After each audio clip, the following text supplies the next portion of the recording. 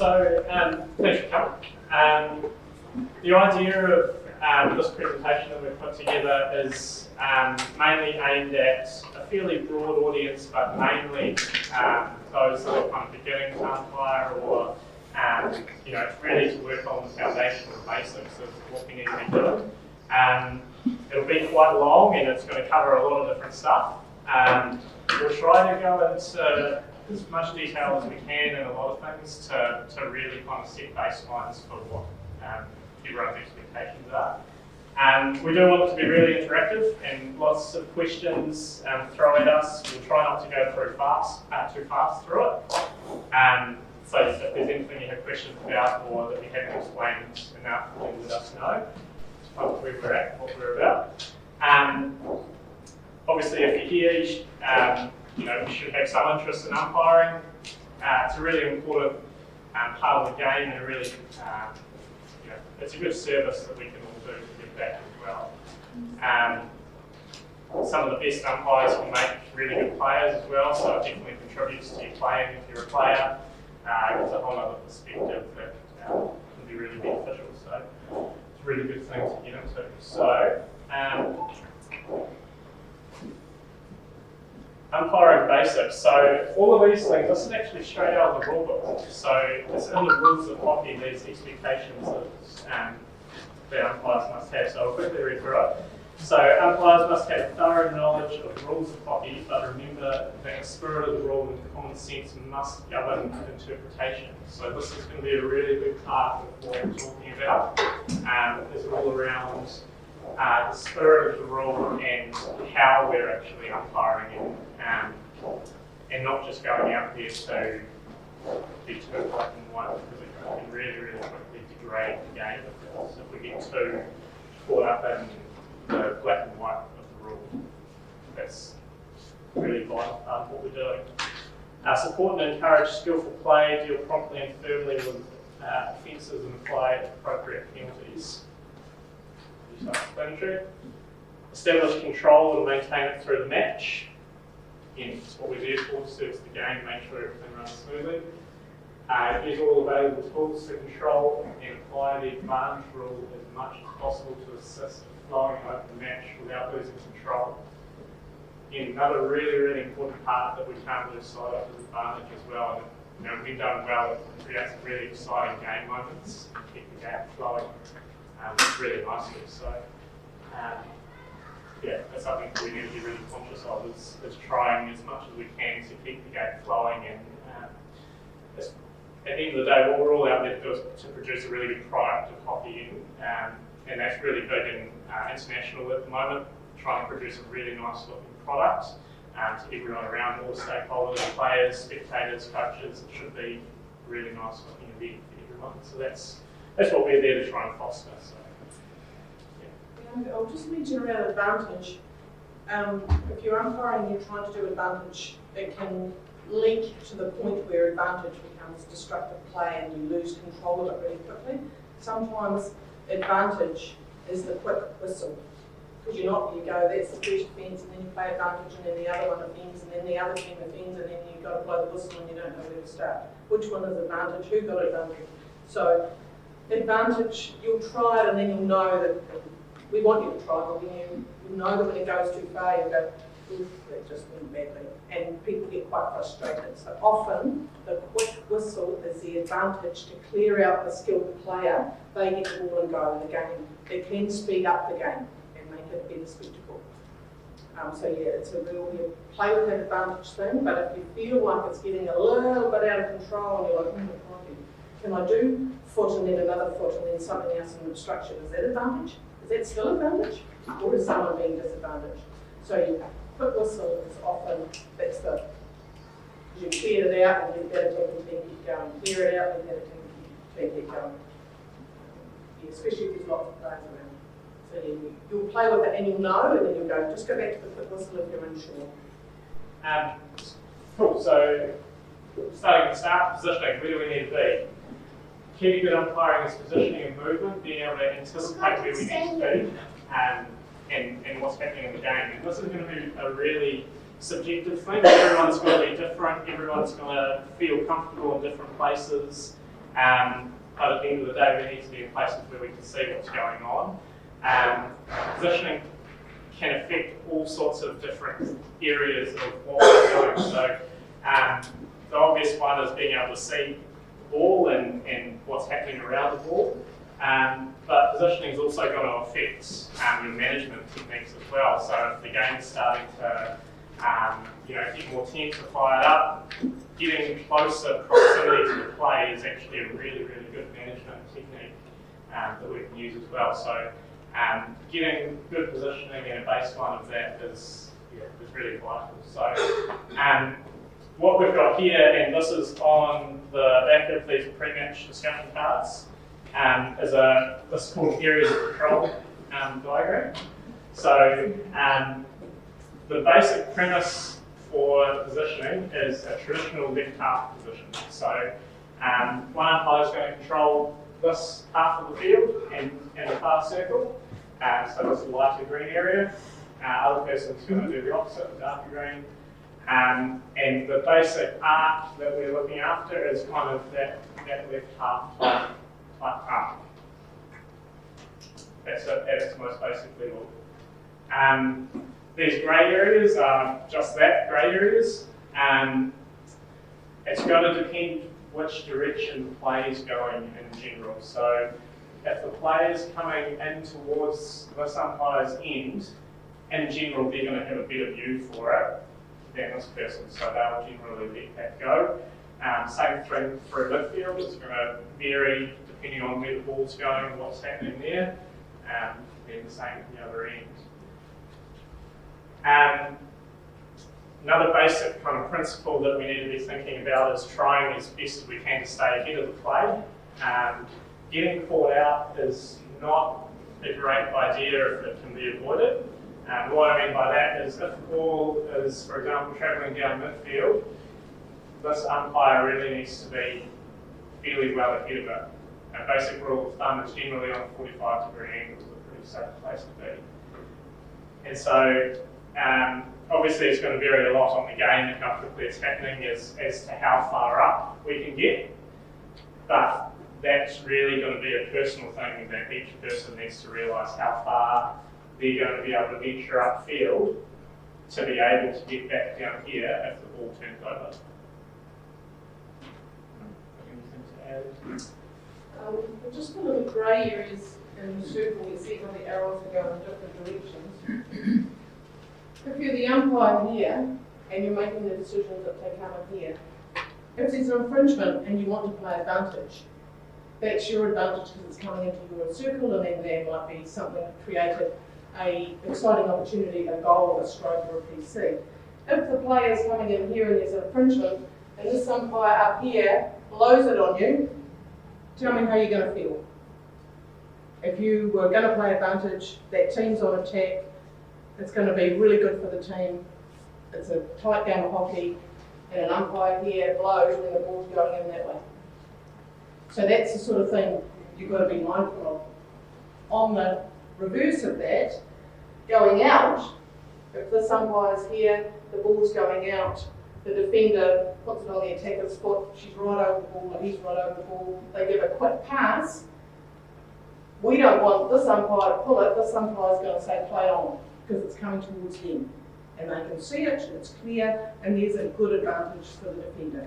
If you're unsure, blow and let the defence have a free hit. Just be mindful of playing advantage to the defence in the back quarter or the back third, especially back here, because they actually want the ball. They want a quick hit, free hit, they want you to get the attackers out of the way, and they want the ball flow so they can get a quick turnover. Does that make sense?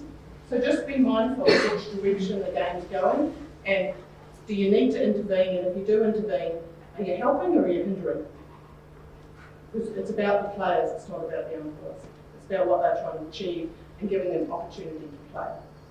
Yeah. And if you've got good skill, fast running hockey, you want to add to that. Cool. Sorry, I just want to ask, in that grey area, if both umpires blow the whistle and point opposite directions. See the coach hanger?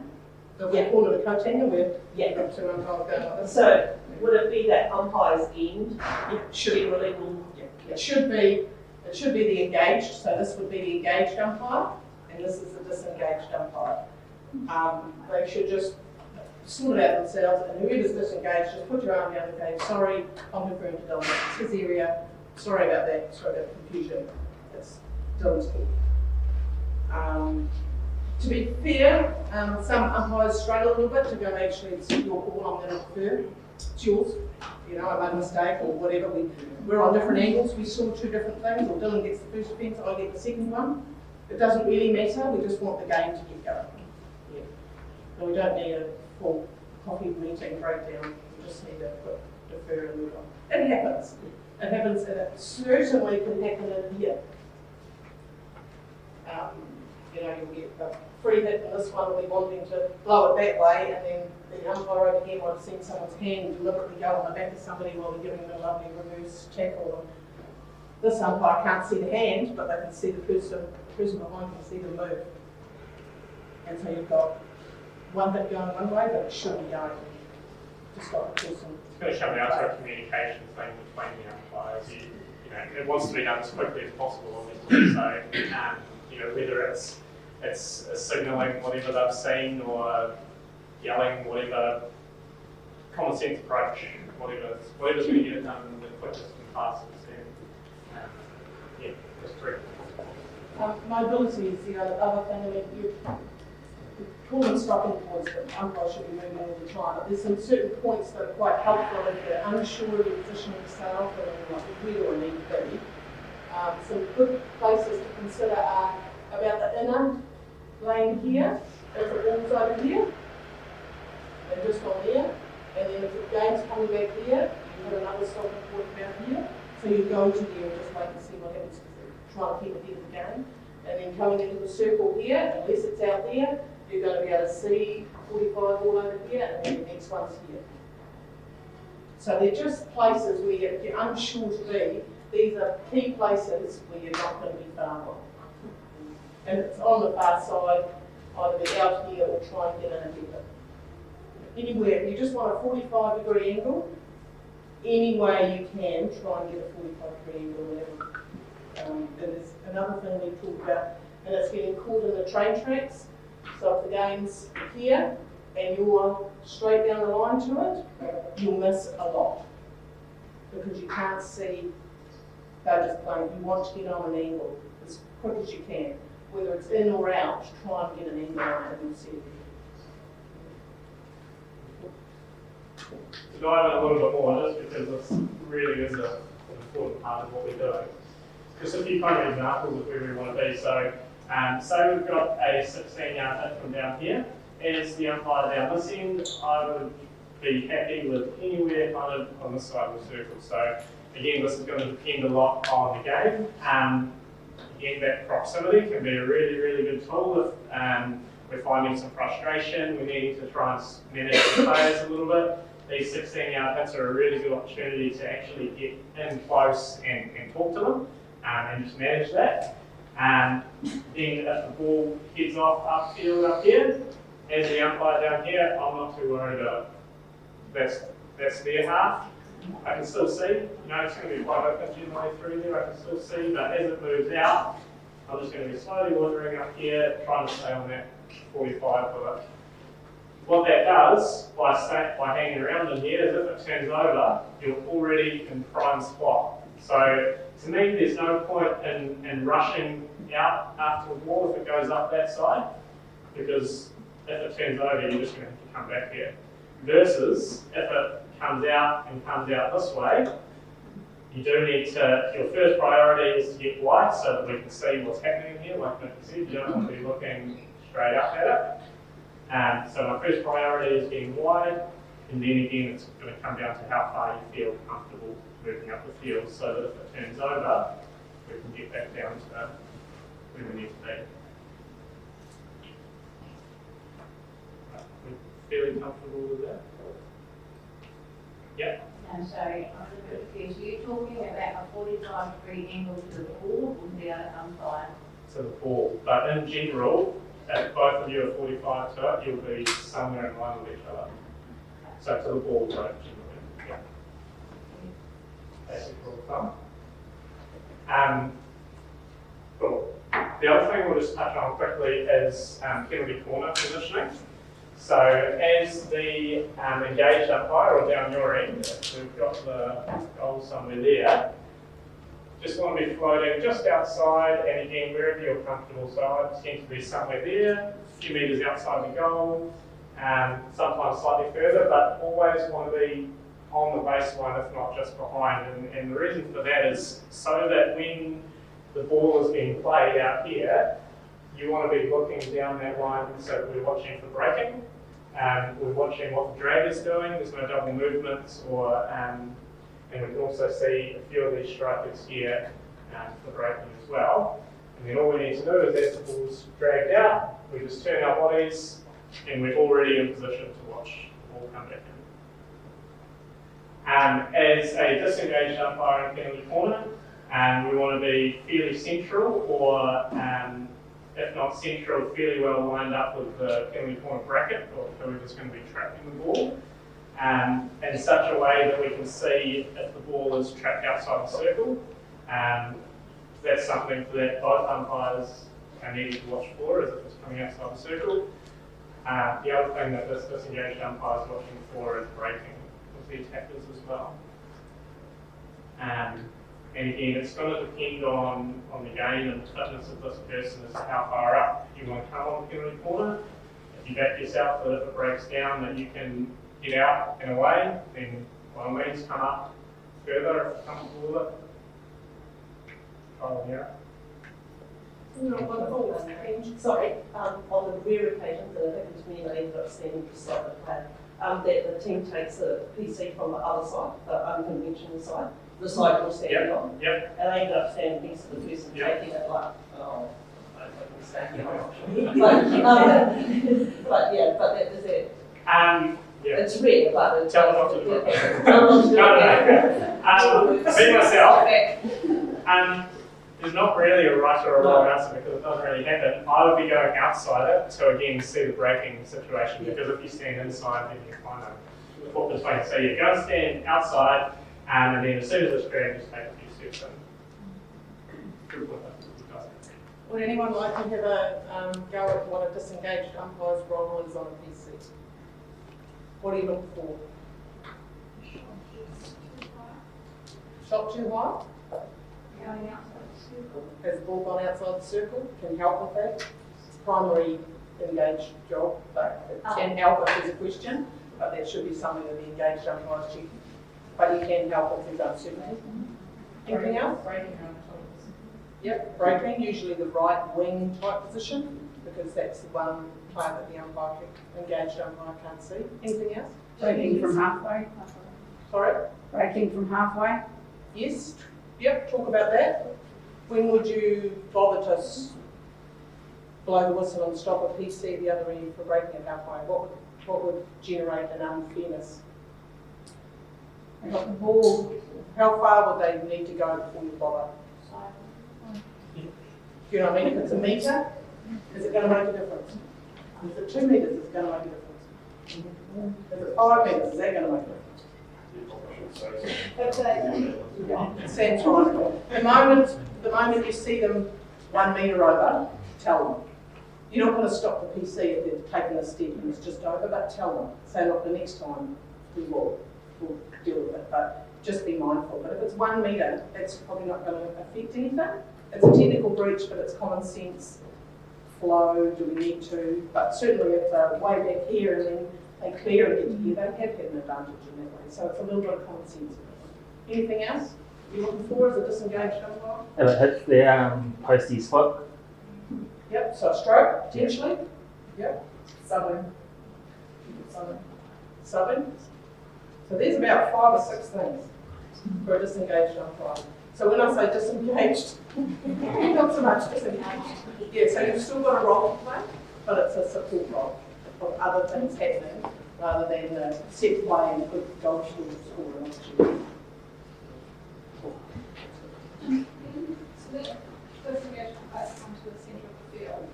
When do you suggest they slowly move back to the side?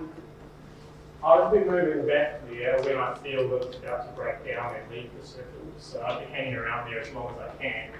while it's happening in the circle. If it really kind of breaks down, then start wandering back. The main reason for being in that centre is to watch for the first shot.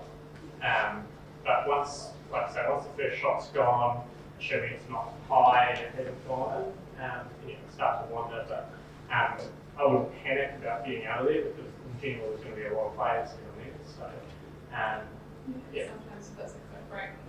Yep. Pull up. Yep, that's what you need to think about. So, main priority, getting out as soon as you get the sense that it's about to leave the circle, you want to be on your way. Yeah. Cool. Any other questions on positioning? Oh, yeah, question? Who blows the whistle for the game to start? Yes. Who was first? Very good question. No, it's not. Standard practice is the umpire on the dugout side, because that's where the remote, the control, usually in a game where you've got a bench to support you, that's where you'll have the timekeeper and everything. So the umpire on the dugout side starts the game. And you just do that all the way through the game. To your point on the time, it's something that even with the scoreboards, they're a really good thing to have when they're working. So it's important that even if the scoreboards are on and you think they are, that we still need to be timing it ourselves as well. Up here, our local rules are the umpires keep time. The umpire's time is the time. So both umpires should be keeping time. If it so happens that the scoreboard's in time with that, then awesome. If not, umpire's time is the time. But the closer that we can get the scoreboard to it, the better for the package. So, yeah, if we can get the dugout on board. If it goes really out for some reason, there's a stroke or an injury and the clock doesn't get stopped, and you've got a big difference in what's game time and what's scoreboard time, then just communicate it while they're playing, find a captain, find some players and say, hey, you've still got 4 minutes to go, that's going to go down to 0 or whichever way, we've still got this much time to go. So the more you communicate things that are way out like that, the better it is for the experience for everybody, because everyone starts screaming time at you, especially if it's a tense game and everybody's a little bit tense, and we start screaming time and go, hey, no, you've still got 2 minutes. But it's the stress and the unpleasantness is already there by then. You want to preempt all that stuff. Cool, so we've got a few videos. So we've got them from a few different places. Some of them, these ones that we'll show you are from a pre-men's game out here. There's a few that we've got from international games as well. So not everything will apply to every game, obviously. Some of the speed is going to be different depending on the grade, the players. But what we're really wanting to focus on is the things that do apply to all hockey. Because at the end of the day, the positioning, although it's going to vary slightly, it is very similar to what we're looking at. And we'll talk about the other videos as we get to them later on.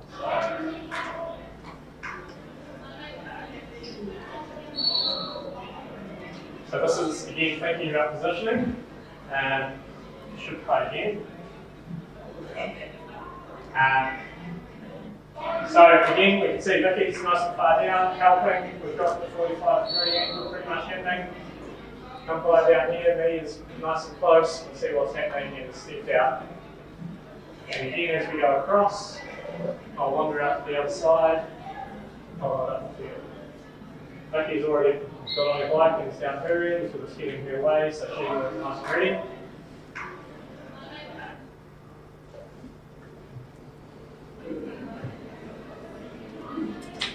Same thing here, we've got disengaged umpire coming down the count. There watching, nice and close proximity, easy flow, carry on.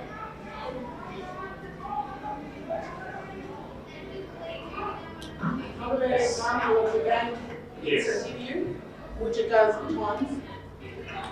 I have a thing if the game's straight across from you, you're clearly not in front of it.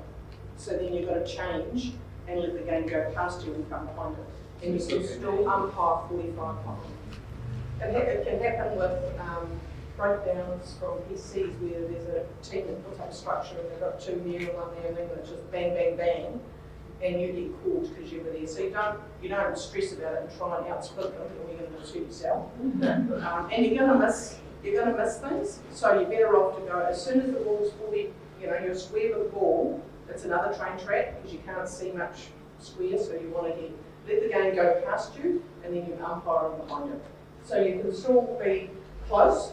Proximity is still fine.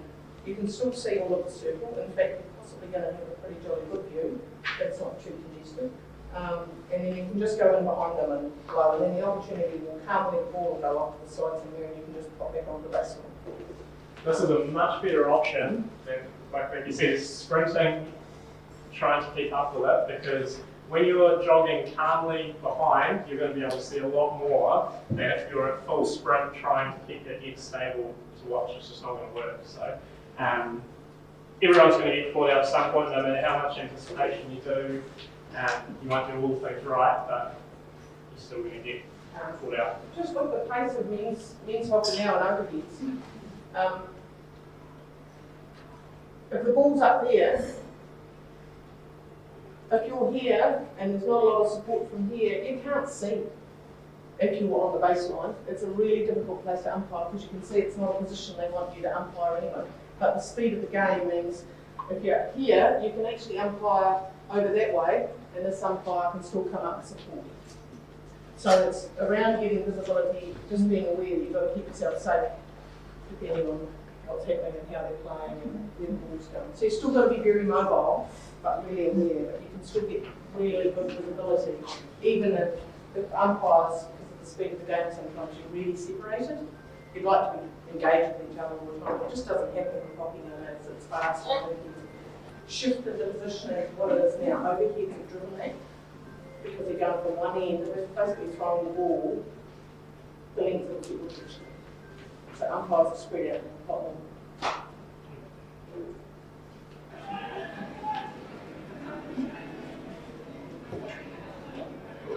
Again, so just comment on this. After watching this game, this was starting to get quite kind of congested. You can see where there's a lot of players down this end of the field at the moment. This is later on in the game. Vicky's made the decision that she's going to come right up and look after this area, because if we go back to our little diagram, this umpire's area extends right down to the baseline here. So where possible we want to get down, but it's obviously going to depend on the game. So this is really good to manage this whole area, because as you can imagine, from this side, although it might be fairly close, in general you've got a lot of players moving around in this area. So we can try our best to see it, but when this other umpire can come down here to manage it, it's really good. And then we can manage long corners and things like that.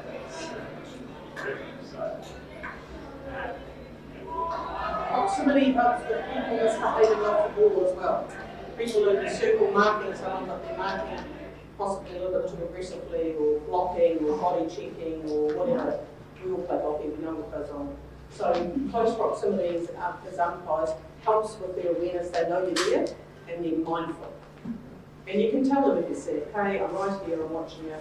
There's no need for that, or what do you usually say. But the proximity is often the message. So the little, that's a word, just sort of, they know you're there. And it deters them. Okay, we're happy with positioning in general. Any other questions before we move on? Do you say if you're playing the advantage, or So if you've got the confidence to say it, by all means tell them. Whether you say advantage or play on, I mean a lot of us just say play on and put your arm up and play on. And then if the advantage doesn't evolve and you go, hang on, that's the advantage. You just say, I'm bringing it back, it wasn't advantage. It's a good kind of reminder for yourself to verbally say it as well, and it kind of commits you to it almost, like rather than kind of juggling back and forward in your own mind, but well, maybe it was, maybe it wasn't. As soon as you say it, you kind of put it away. So, yeah. Yes. How long does it take you to play the advantage for until there's a disadvantage? So you have to take back. we had this discussion on Saturday actually. So it's mainly around what options the player has got after the incident has happened. So if, say, I come up to Vicky and it hits Vicky's foot and I carry on, and the game opens up for me and I've got all the options in the world, I can go at the circle, I can pass it off, I can do whatever I want, and something that I do stuffs that up. If I then kick it, or if I put it over the sideline, or I do a bad pass to the opposition, has anything that the opposition's done affected my advantage? Probably not, because I stuffed it up myself. However, if I put it on Vicky's foot and then immediately I'm confronted by another defender and I really don't have any decent options, the advantage is going to run until I get that opportunity to make it a good advantage or take advantage of the situation. And if that never happens and we go back to the event, once that opportunity for the advantage comes and goes, then it's going to be advantage over. So that's kind of the way that I think about it, is when, and it could be a while before the advantage over, or it could be a really short amount of time. It's just going to depend on the situation. Do you need to call advantage over, or? Generally we don't. It's not really a thing, but it just happens too fast. Yeah. In general, so no, you don't need to. If you can, better. Again, this is going to come back to the relationships that we're building, and you're probably not going to do it all the time, but in the circle you might. It just depends on your own kind of personal feeling.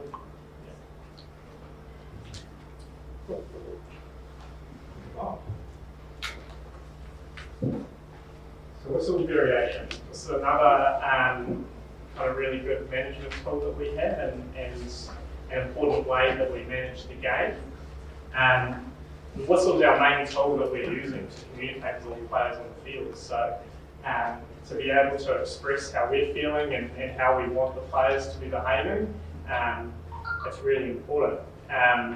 We want to have a fairly obvious difference in our whistle tone for an easy foot versus a terrible breakdown tackle. The other thing is we need to be using our whistle to present package to the whole game, and this is, we want to be almost anyone that's watching on the sideline that might have their back turned, you want to almost be able to tell what's happening on the field. We want to know when there's a goal, when there's a big penalty corner call versus foot in the midfield, so there's lots of different ways that we can communicate that just with the whistle. The other thing is we can use it to de-escalate situations as well. If the game's getting really, really hyped up, sometimes by us going in there and really getting into the whistle is actually just hyping things up more. So there might be times when there's a fairly big thing that we might just do a softer whistle for. So it's being able to move between different kind of modes or moods with the whistle, with the game. So that's kind of around tone, and then timing, again, like you said at the start, a lot of times, especially through midfield and out of defence, the quick whistle is really quite a big advantage to teams because you can catch the defence out of position. So being able to move your tone and timing throughout the game to suit what's going on is a really important skill to have, and just something to think about while we're umpiring to help service the game. Any questions on that? The other thing is to think about different kind of ways that we can use the whistle. So it's not just blowing penalties. Another management tool there might be is to blow the penalty and then a quick peep, and then it might just need to be a shrug of the shoulders or whatever it might be. There's different things that we can do to convey different messages as well.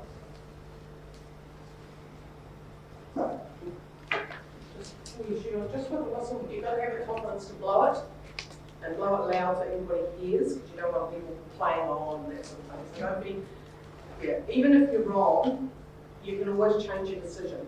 But uncertainty and will I blow it, when I blow it, I'm not too sure, or at least make a decision.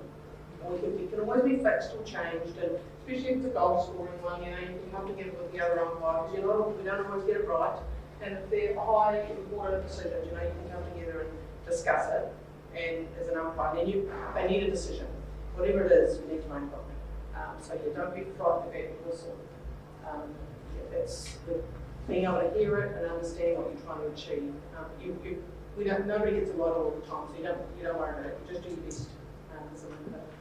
And as you're coming through and learning, and they get just below the door, and we're working, it'll work out. Most players, once you blow it, even before you put your arm up, if you've got players who know what they're doing, their body reaction will tell you which way you should be putting your arm.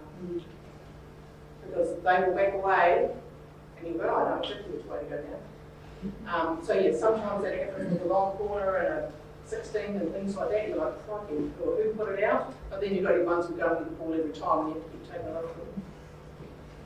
So yeah, things like that. But you get to know them and you work it out. The main thing is blow your whistle, be confident in it, and make the decision. That's what the game needs a decision. Right or wrong needs a decision.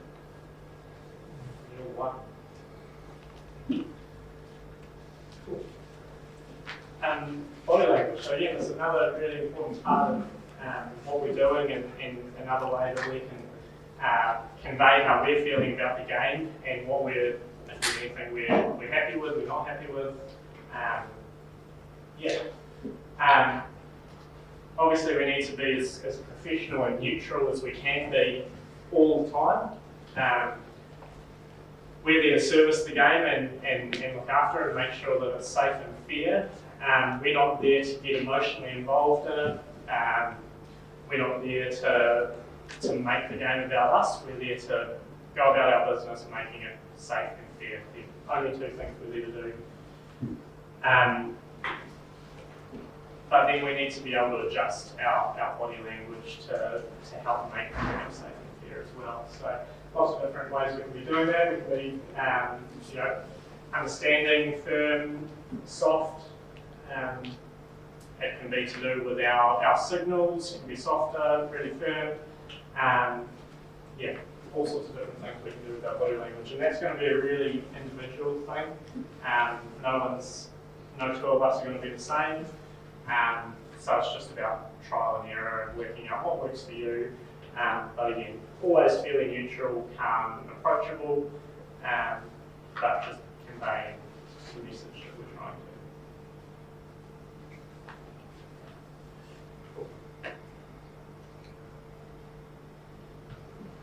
Do you want to do communication?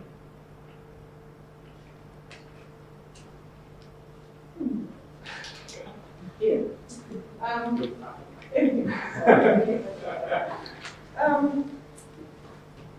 Talk to the players when you've got the confidence to do it, and let them know what you're thinking, what you're doing, if you want them to play on, and things like that.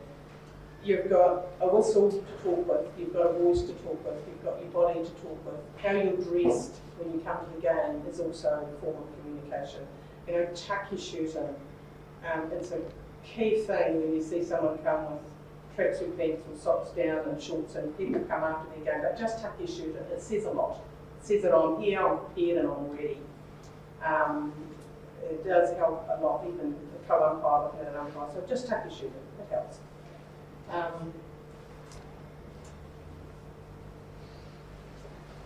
You'll find you don't want to over-communicate.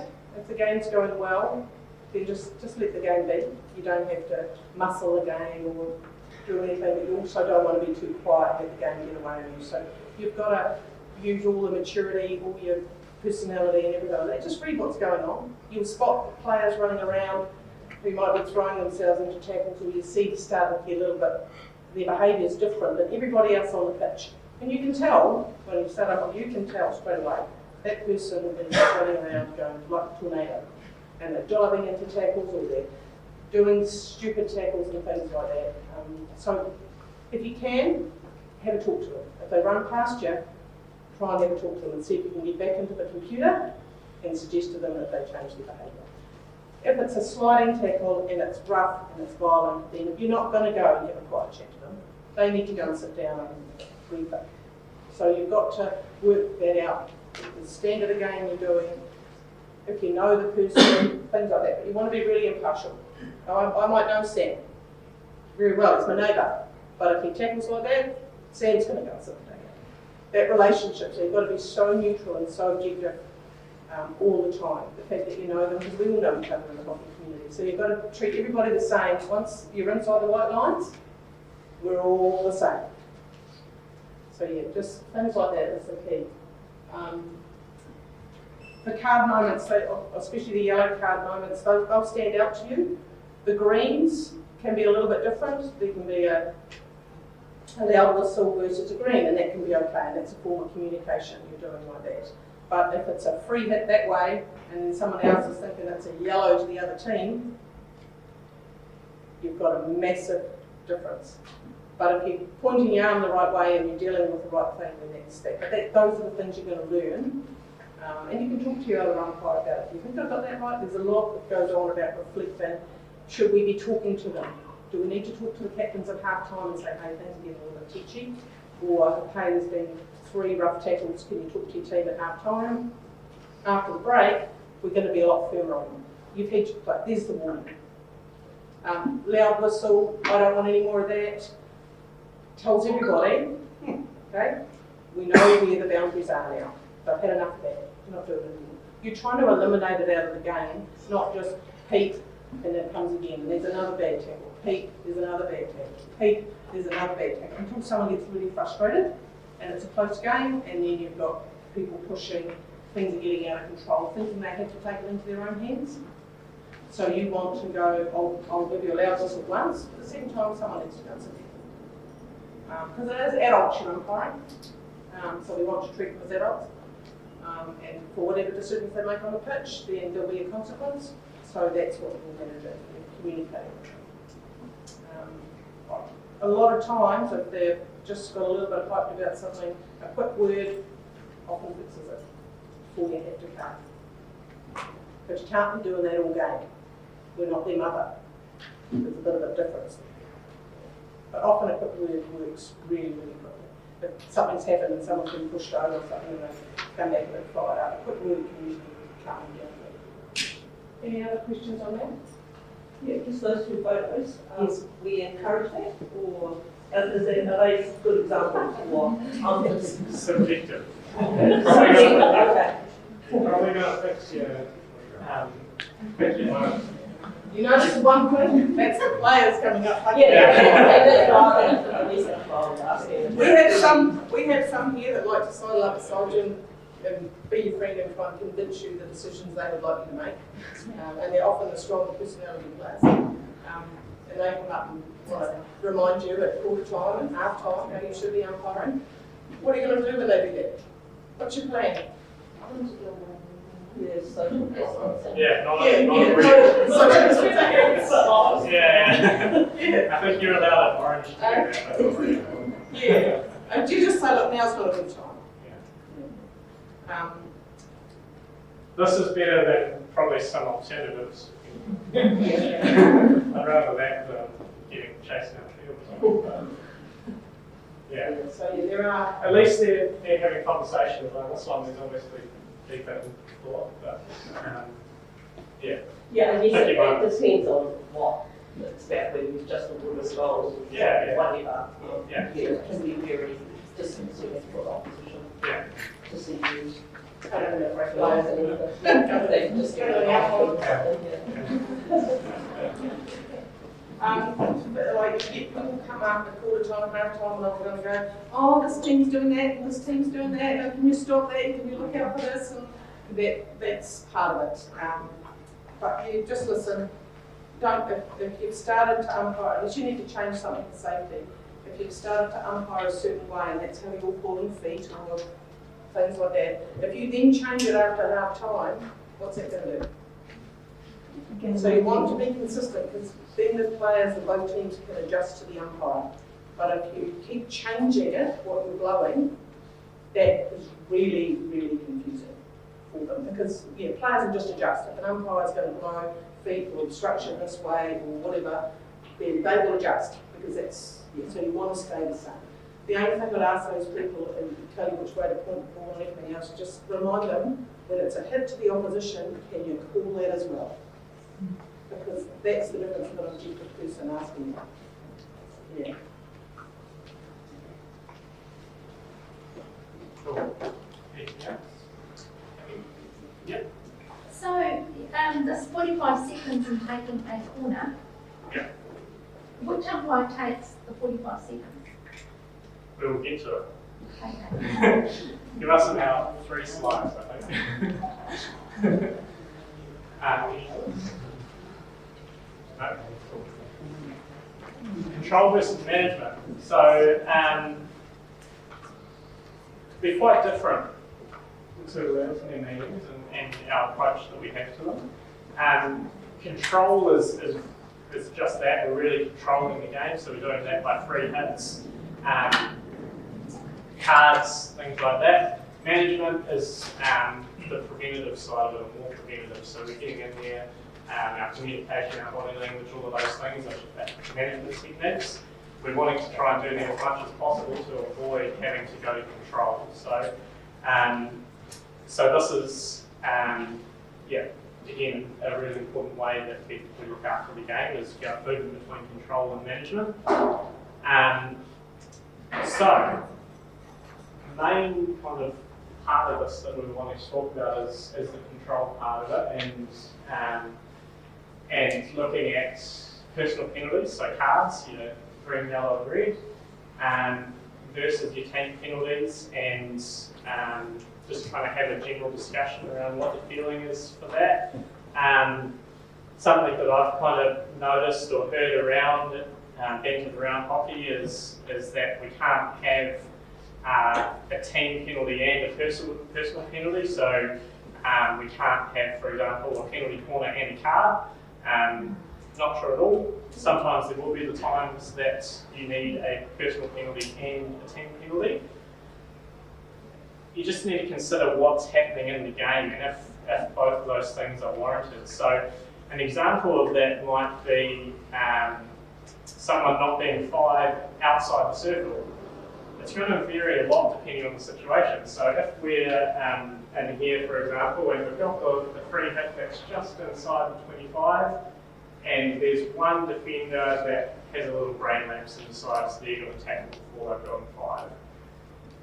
This is going to be really situational. If we've got a full circle, lots of defenders, lots of players in there, and this one person has chosen not to be 5, is it actually that fair if we blow a penalty corner for that? And although the letter of the rule might say that an intentional offence inside the 23 is a penalty corner, is it actually very fair that we blow a penalty corner for that? Probably not, because in most cases, penalty corner is a good chance of a goal, but this person having the ball in here and not being 5, do they really have that good of a chance of a goal? Probably not. Versus, this is the last defender, and if they hadn't tackled them, the attacker would have been in the circle and a shot. What's fair? Penalty corner probably is a lot more fair in that situation. In the first example, where it's a full circle, just a green card is probably going to deal with this person's brain lapse, and then we carry on with the game. So it's being able to look at the situation and what's actually fair to what's happened. That's kind of the easiest example, and it's all about what is fair to the game, is all we need to be thinking about, and what feels right. The other thing with cards in general that I think we can forget sometimes is kind of coming back to the package that we're talking about, is when we're giving cards out, we actually need to show the whole game what we've given, because it is really relevant to everyone playing and watching. If we have given a card to a particular person, I'm sure the coaches both want to know what the card is. The team defender, or that they're from, is going to want to possibly change their game plan. Same with the other teams. So giving cards, we want to be really, really clear, nice and high. Don't be too fast most of the time. And present the package. Another little note on cards is there's absolutely nothing wrong with the same player getting the same card multiple times in a game. nothing wrong with it. If it's, I don't know, just not getting five, that just might be a green card, and that's just all it is. You know, we don't have to keep escalating necessarily. Sometimes we will, but we don't have to necessarily. Anything on that broad? You don't have to give a green or a yellow straight away if it's going to, you know, say there's a deliberate attack coming in and the defender does something obvious and you're like, oh, that's going to be something, but the attacker gets away and still has that opportunity. You don't want to blow up and make it all about the card because there's a potential goal scoring opportunity. So you can do it later. It can be a tackle somewhere and you go, and you on the radio will say, we're coming back to that, it's number 8 for whatever reason. And then whoever said that or someone will say, we're going to go back to that card. And sometimes the game can go quite a long distance, but you can stop it and go back. And it can be a flip off green, or it might even be a yellow. But you know, if it's going to impact on the game, it's all about the delivery of the game, and the fairness of the opportunity, it's fair that you actually don't card them like they're on the attacking team, because you don't want to stop them. So don't be frightened. You can come back. And sometimes you go, it's number 8, and then by the time it's all over the place, and you go, actually, it will look really dumb now if I stop and go right back down here and card someone and it's right back there. So then you just monitor the game and see if you get to deal with anything later on. You know, and sometimes you just go, nah, it's not even going to affect me.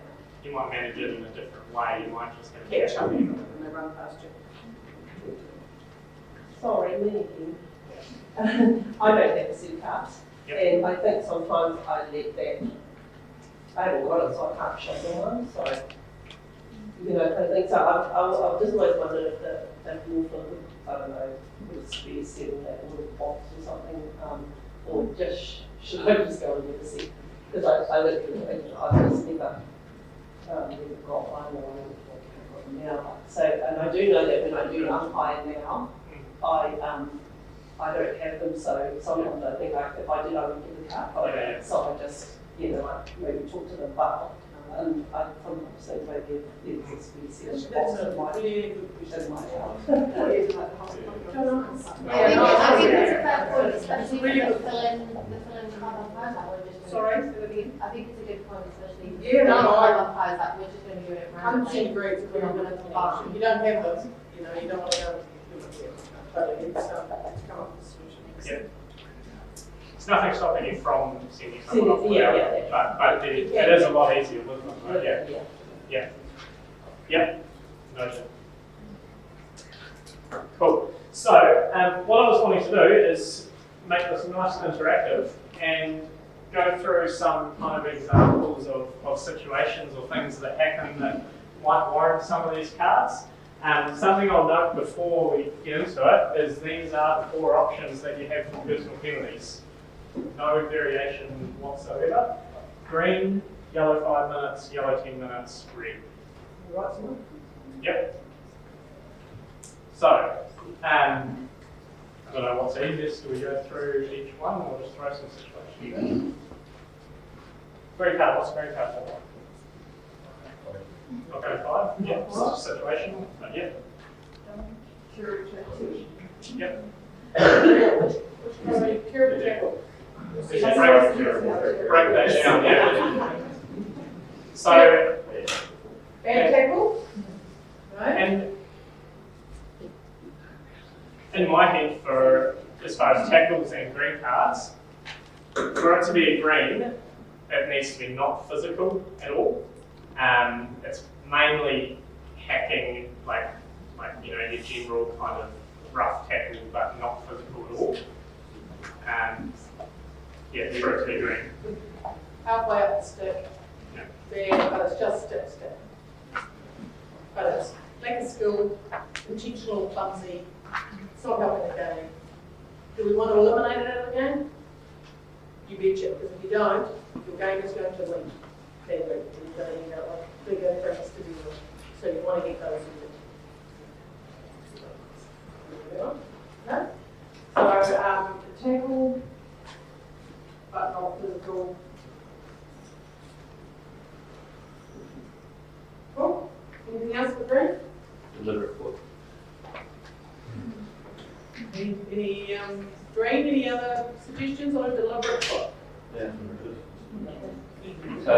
into the circle and they obviously kick it to stop the going. A defender, puts their foot out, stops it, left foot off them, Yeah, left foot. usually the left foot. I've gone for the right. Yeah, so what are we doing with that? We're going to give them a green? So So level the Ten. Depends. Cool. Yep. It probably is going to depend. Yeah, it's going to. Could be on where on the pitch. Yeah, we're on the pitch, the game situation as well. If it's 5 minutes to go and it's 1-0 down or 1-1 and coming into the circle, then yeah, probably going to be thinking about it. Another really important part that we haven't talked about is intent as well. Thinking about It's deliberate versus unintentional. That's someone that's all the way up to along the Yep. Just something around there you want to be mindful of, and that's timing of your whistle. You wouldn't flick someone off if your timing's late and they're already over the ball. Like, that's okay if you've blown the whistle and it's really obvious, then they hit it away. But if you've delayed your whistle and your timing's not right, and then they're already there and hit it away, you just bring it back and reset it and go, hey, that was my timing. And everyone going, and you're making a big fuss.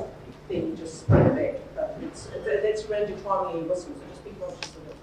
Arguing with the red. Yeah? What are you thinking? Like if you make a call and they like start complaining about it and they start talking back to you about it. Yep. Cool. Dissent? Yep. There we go. Green? Yep. What if they use unpleasant words? Verbal. Yeah. So a little bit of dissent, you send them off to the green, they turn around, call you some name, whatever that might be. Okay, so what can you do then? It happens. Depending on what's said. Yeah. Swearing. It's going to be completely up to that player where they stop. It's not up to you at all because they're not doing it. So it's going to be completely up to them. Someone on the sideline, like a coach or a supporter, giving you his their coach Indeed. Barging. Barging? Constant barging. Yep, we would really want to put that in. Green. Barging? Physical. Yellow. Yellow. You're into Maybe the, red, depending on how bad they go. Yeah. you're into the zone. Sliding tackle, taking someone down. Yellow? Yellow what? 10.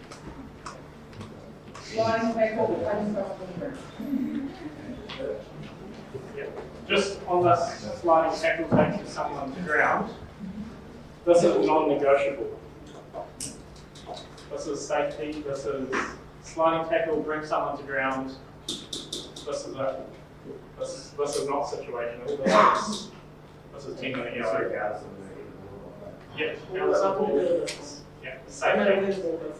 This is a knee, a hip, an ankle. This is someone's job. Someone's out for the season. Head injury. Yeah, like that's, yeah. This is eliminate, do not do it. Danger, danger, danger. High risk sliding tackles can be done really well, don't have a problem with it. Get it wrong, this is what the answer is. Versus the accidental fall over in a tackle and ends up on the ground. Looking at intent, Clumsy. clumsy, we're probably not going to be on 10 minutes. Looking back again further. Well, that's intentional. Yeah, that's what you were Yep. saying, yeah. Dangerous play. Yeah. It's yellow. Anything danger, it's yellow. Intent. What would give you a red? What would lead you into the red? Physically abusing someone. Physically, yeah, physically abusing someone, yes. Anything else? Can Running someone give down me the a path. scenario? Yeah. Retaliation for someone they can swipe it. Breaking others' stick or property. Yeah, that's little bit exciting, but you're right, if someone's had a rough tackle on them, take it into their own hands and turn around with their stick and whack, that's a red. This is physical contact. That's a red. They've used the stick and they've hit somebody with it. Yes, they might be aggrieved. Yes, something might have happened to them first, but their behaviour after that is dead set. And you're possibly going to red that person, and you seriously consider what you're going to do with the person that whatever they're doing to them. But you're definitely going to see that person. So, Throwing a stick, yeah. We actually had a situation a couple of years ago where I was out there with Grant, and it started off with a green card. It was, I can't actually remember what the first thing was that he did in the end. But the guy got a green card, started abusing, first given it to him, it escalated to a yellow, and then he got his stick and threw it as hard as he could into the dugout full of people. Free card.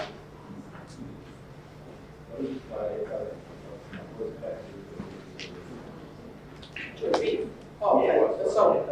Same Yeah, the salt. But the other, if the red who's being physically touched or intimidated can't beat them, they may not be able to the other umpire. That's why it's co-umpire support. The other umpire should come and do that. Like you can't just stand at the other end and go, good luck to you. So with the red card they're off for the rest of the game, is there any follow-up? Yeah, judiciary. I believe so. Yeah. It's supposed to be. I would like to think that team would have a manager some because often it's a brain moment that's exploded and Something's gone really wrong. they need to do as well. It's not just bloody right. They need to. What happens if you've got a player that's quite obviously intoxicated and running around and being inappropriate? What's it like? The first thing I would be doing if I had the opportunity was grabbing that team management, and I would give them one opportunity to remove that person from the ground and off the field and from the ground. Only once. If the player didn't go, then I would choose whether that was likely to be a lead. Because they're going to put someone at risk. They're under the influence of drugs or alcohol, and it's just not acceptable because you can't predict how they're going to behave, and if they're running around under the influence, we're not going to wait around for someone to be hurt and then go, now I'll give you a red card. The problem that you're going to have with it is that as umpires, we don't really want it to be our problem to sort out the team makeup, and by us having to deal with it in this way, the team's going to be left with 10 players on the field. So it's actually not really very fair to the game and to that team. That's what we're there for, fairness and safety. This is why, the top 18s who get the captains. Yeah. So the referee can give a check to them. Yeah. If there's any concerns like that. Definitely. Yep. It won't Other be than checked. intro. It's their player, Yeah. your culture, that needs to be managed. This red is not only a personal penalty, but the team is going to be left with one less player as well. So you've got to look at. I wasn't really suggesting initial carding, but it was a Yeah. case of like, if there is somebody obviously intoxicated, Yep. you would approach the management first Yep. and say, look, this guy needs to come off, or this whoever needs to come off, or he will get carded, or she will. Yeah, they should It be. needs to be managed. Is abusive remarks from spectators, is that umpires? You know how, because often the association will get complaints as well about abusive spectators that are, just partners or whatever, or parents of the. So Hockey Northland has got a policy where the game can be stopped if there's a spectator, another participant outside of the dugout of the pitch. And they stop, and the captain can go and speak to that person, or they can go to the manager of the team and both go and speak to the spectator and give them one warning. But if not, then it's the captain's on. And that's just to help. It's not the umpire's responsibility, but it's a shared responsibility around trying to manage the safety of the What if like the players started like making like sexual comments to other players or like to the umpires? Would that be like a red card? You'd be wanting to have a talk to your co-umpire and your captains, I would suggest, and discuss what's happening, and then make a joint decision.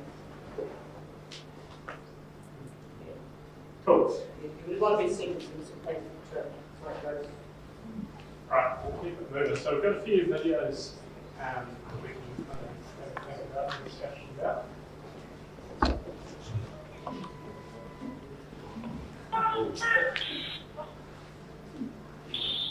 Oh yeah, see what I thought. Breaking down, breaking down. I think we actually did a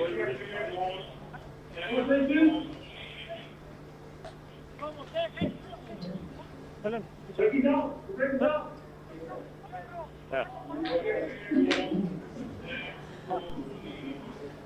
What's your decision? Yellow, 5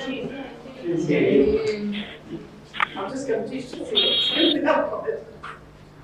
So again, this is thinking about intent. Hang on, let me see it. Yeah. Okay, he's not even looking. So it's pretty clear what his intent is. He was going to be stopping that player no matter what. 10 minutes like that, all day, easy peasy.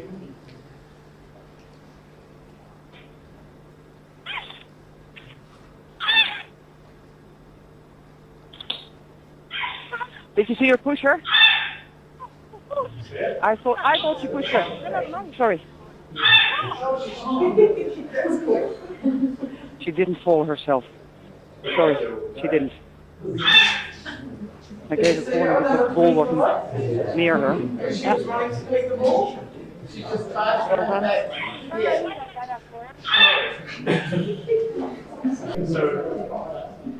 So again, looking at the full picture, intent wasn't an accident. So, so she ball to the ground, 10-minute yellow, and yeah. So Bill said it. It is an intentional offence inside the circle, but looking at fairness. So for me, a stroke is almost a certain goal, and so again, all of these things have to go through your head, but I would be thinking that she wasn't necessarily going to be getting the ball, let alone a goal, if we come back here. And so, just for that reason, I'd almost be thinking just a penalty corner. But again, all of this stuff is going to have to happen so fast. But yeah, again, this is not a black and white one. This is going to be depending on the game, what's been happening before. You know, we're only at the start of the first quarter by a little bit, so yeah. Oh yeah. Start across.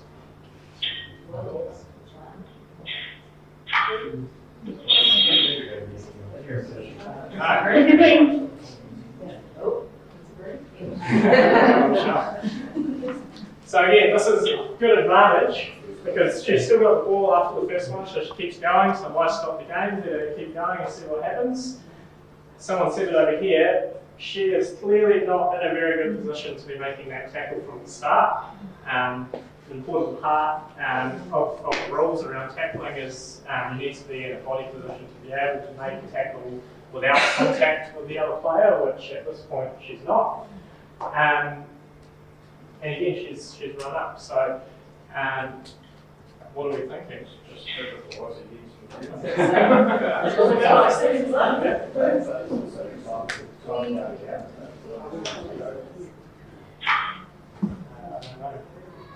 what's their time? First half. You're right. You're right. Yeah. What do we think? Green? Yeah. Green? Yep. Wasn't physical, didn't bring it around, just it was a hack. Arguably, if this last one had been another bad tackle, but she actually managed to catch up and got the ball. There's an argument that could have been turned into a penalty corner, but she's just lucky that her last tackle became better. So yeah, great card, all day. Tackling and hitting people's feet.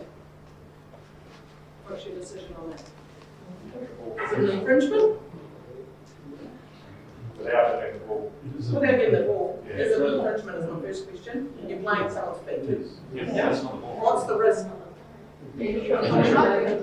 Especially if they're running hard out and they're over top of the ball and someone comes to make a tackle and takes their feet out from under them, that's a high risk. So just mindful of that. But just lazy tackling and not getting the ball and playing people's feet, just keep the whistle. Get it out of there real quick. And if they tell them once or twice, but if they do it again, cover them. Because it's bad, it's not skillful, it's not adding to the game, it's lazy, and it's, for some cases it's actually cheating, because they're just trying to disrupt them and stop them being able to move and play a new skill. So just be mindful of that. If you see people get hit around the ankle, hit around the feet, yeah, deal with that as well.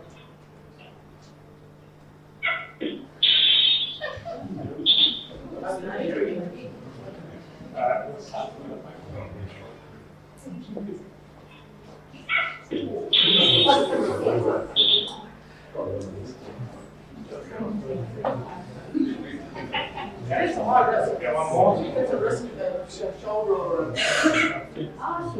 So yeah, it doesn't almost worse than last time. Because she seems to pretty much climb on top of it. I've got a hand on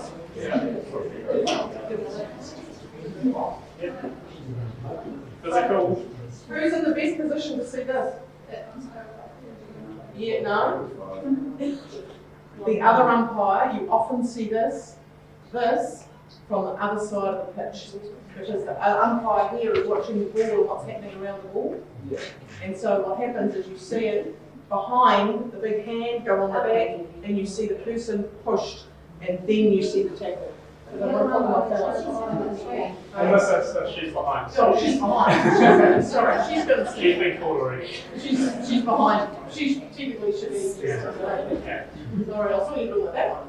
But no, you often see that from the other side, and you lay into it with your whistle, and then it's usually through the other umpire. You've seen it, you just put your hand up and go like that, and they go, oh, okay. Cool. Are we happy with cards in general? Cool. One question, sorry. Yep. If you're defending goalie and the attacking player is constantly backing into the goalkeeper, they don't have to do that.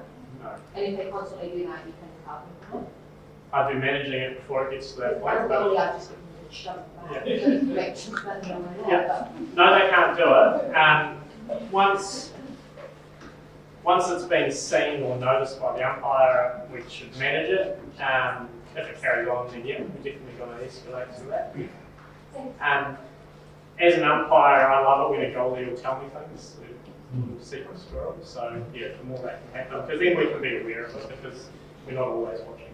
There's a lot happening in the circle when an umpire is watching that, and to pick up on that, it's not easy.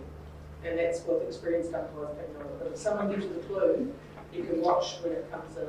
But it's also really important as a disengaged umpire to watch the circle for any body contact off the ball. Because same thing, you're watching what the ball's doing and where it's going to go. And if it's a busy circle, you need a disengaged umpire that's watching and can help with that stuff. Doesn't mean you blow your whistle, but you do. What about when it's an illegal player who's actually just watching? Instruction. Yep. Just on the goalkeeper thing, what's the protection rule for that? As in, like a striker or a defender coming through and hitting a goalkeeper. Like obviously their own team's not going to try and take them out, but an opposition team coming through. The equipment's for the ball, not for a stick. So Or do not make the goal. or whatever. So they're not allowed to be. No. Let's go. Thank you. Same as any other player. Do you want to have a quick thing about points? Because if you did issue one of these, you have to issue some points. Yeah. So there's a bit of a simple basic, it's 3 or 4 in this place, depending on what's happening. It's a breakdown tackle or a deliberate foot, depending on what's happening here. Often breakdown tackle sits in here, And here it's 5 to 6. So those are the points obviously that add up for players if they're going to be stood. And is it 1 to green? I think here it's, is there anything different, Gail? Is it 1? 1. Just one. So 1, 3 to 4. So you don't have to discuss that after the game, and you go, is that here? But you don't want to give it 3 points, but a 10-minute here like that doesn't fit. So you want to fit in points too. Great. Cool. Carry on. So, management. So our management toolbox. So these are what different things we can be doing to try and manage the game before we get to having to control it. So before we get to cards. So we've already talked about a few that we can be doing: whistle tone and timing, our positioning, our communication. What other kind of things do we think that we could be doing to try and manage what's going on before we have to control it? Yep. Use cameras. What they're there for.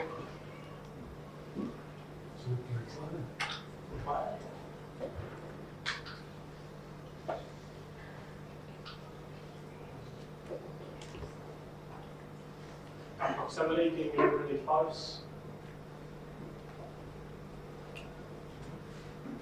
There's lots of different little things that we can be doing throughout the whole game that help eliminate things before they happen, and that's essentially what our whole job is trying to keep it safe and fair without us having to intervene. So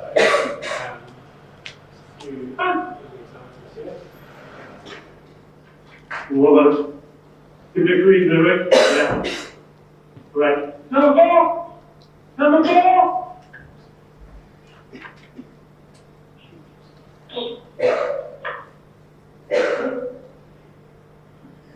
There's more. So again, just the hack, that's all it is, very hard. Oh, we got one cross corner! Oh my God, 27! Right. Let's try something, guys. This is a green card for a breakdown. We want to keep it sensible, yeah? Just keep it sensible. Okay? Again, lots of things going on here. We've got some good talking, body language, and a lot of the time a management tool that we can use is actually stopping the game. So what's happened here, we've just had a green card for a hack, and then we come down and we've got another breakdown tackle outside the circle. So, when we get in the rhythm of that, sometimes these things happen in games where it's just horrible tackle, horrible tackle, horrible tackle. And we can, you could really easily get in the trap of just, escalating, our whistle gets louder and louder, and then we're spinning players all over the place. A really easy thing that we can actually do is just stop. Everyone, what are we doing? Let's sort it out. We'll probably find that it actually sorted itself out after that. So, that's something we can do.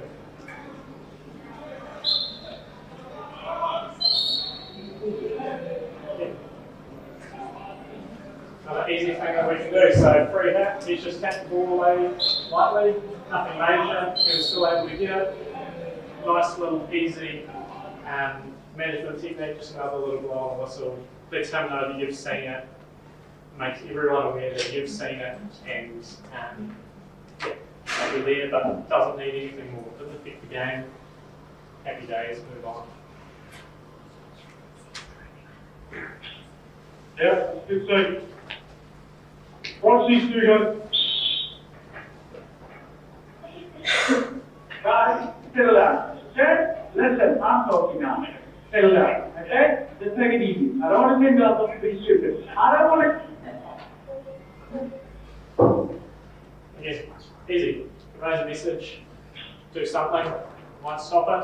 If they carry on, you've already tried something, then we have to move to control. So. I've heard you scream from 30 meters away. I strongly recommend you not to do it again, okay, my friend? What language I know what I see, I don't know what you want. Come on, please use your head. I'm letting you know, come on, just play hockey and very fine. Don't mix up with me. I've heard you spread from this. So yeah, not everyone's going to get away with that, but it's just finding your own way that you can do things. So again, a few different approaches, we can soften things down, escalate it, lots of different things. You don't want to be patronising. You've got to be really careful that you're not patronising because they're trying hard, you know, they're tired, fitness levels vary. You don't want to be patronising to the players when you talk to them. You know, you want to be really genuine in what you're saying. You know, you don't want to take the mickey out of them or be cheeky. It does not go down well, and you're not going to have trust or relationship. But the good thing about all of that now, if those umpires then had to send somebody off, would anybody be surprised? That's the other thing. Don't surprise someone or the teams or anyone with a card if you haven't spoken to somebody first or said something, unless it's an absolute, that obvious that everybody would know and it's a sliding tackle and put somebody down. You're not going to chat about that and then wait for the next one. But other times you want to make sure that you've been allowed whistle or you've spoken to somebody or made it obvious that you're not having not five or that sort of tackling or whatever. And then when you card, it's no surprise for anybody. So yeah, just make sure that there's some sort of communication. I guess I've got very good what grade you're coaching or whatever. Yep. Versus like social Yeah, grade. 100%. It would be fair to say from umpiring rugby players who then now come to play hockey, I will umpire them differently to ex-Northland players who are doing a similar thing. You know what I mean? You've got people coming who haven't played the game at all, coming to play, and you would umpire them slightly differently and try and be alongside them and people to understand that they can't tackle like they do in rugby type thing. But you've got ex-Northland players who know full well exactly what they're doing, but they're cheating. So you've managed them slightly differently. Preparation. So, really important part of what can make a game successful or not is how we prepare for it. So, it's no secret that sometimes it's a struggle to get there early to a game, depending on if the person's been umpiring on a different turf, having to change, have just played, whatever the case may be. But where possible, if we can have a pre-match discussion, even if it's only for a few minutes with your other umpire, it can be really, really beneficial to help get on the same page and set you up for a good game. So there's these cards that we've made that are down the back that I highly recommend you having a look at. It's got the areas of control and these points of kind of conversation that can be really good to have a chat about beforehand. So yeah, I won't go over it too much, but just have a look at it and just have to think about what we can do to feel and be more prepared. It's just quite calming as well, I think, if you're feeling prepared going into it versus if you're feeling rushed and flustered, it's not good for anyone. So. What is change in tempo? What are you trying to do? So that's around what we can do to move with the game. So, or what we're going to do. So, we're lucky in club hockey that we know who the teams are going to be and kind of what to expect. And everyone's going to have preconceived ideas of the game to some point, which isn't necessarily a bad thing. You don't want to be going in with preconceived ideas about what players are going to do or anything like that. They can have an idea of what the game is going to be like. And so having a chat about what might change in the game, for example, if we think that the players are going to get tired progressively, how are we going to manage that as a pairing and individually? What are we going to do about that? It might be that if we see that the tackles are starting to get clumsier, then we might try and tighten our proximity up, and we might stop playing so much advantage. We want to pull our timing out. Just things like that we need to be able to adapt to. So, Tight games, finals, 1 goal scored, getting into the last 10 minutes, 15 minutes. We know the tempo's going to change and the mood's going to go up. Things are going to get tighter and harder. So just an awareness that that's going to happen. So you're not just tumbling along, thinking it's a Sunday stroll, the players aren't going to play like that. Just adjusting for the game. I'll move on because we've got a lot left. Again, part of being prepared is actually what happens after the game to prepare for the next game. So a big focus that we as an umpiring group are putting on this year is our approach to each week and moving forward and trying to improve and how we do that.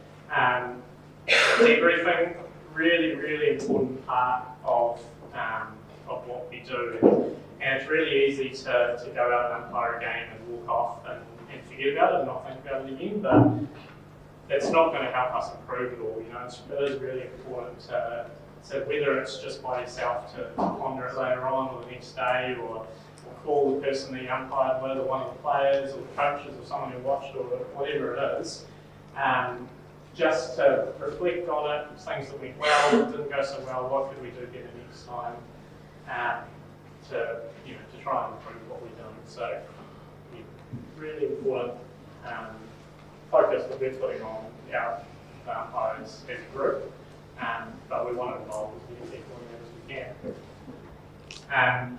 The only thing with debriefing is, depending on the person, it can, and the people, it can be not the best idea to do that straight after a game, particularly if it's been a tough or a tense one, and that's mainly, around players coming and talking to umpires, and vice versa. Not always the best one straight after the game, but 50 minutes. How long do you call someone for straight after a game if they keep going on? 30 minutes. And before.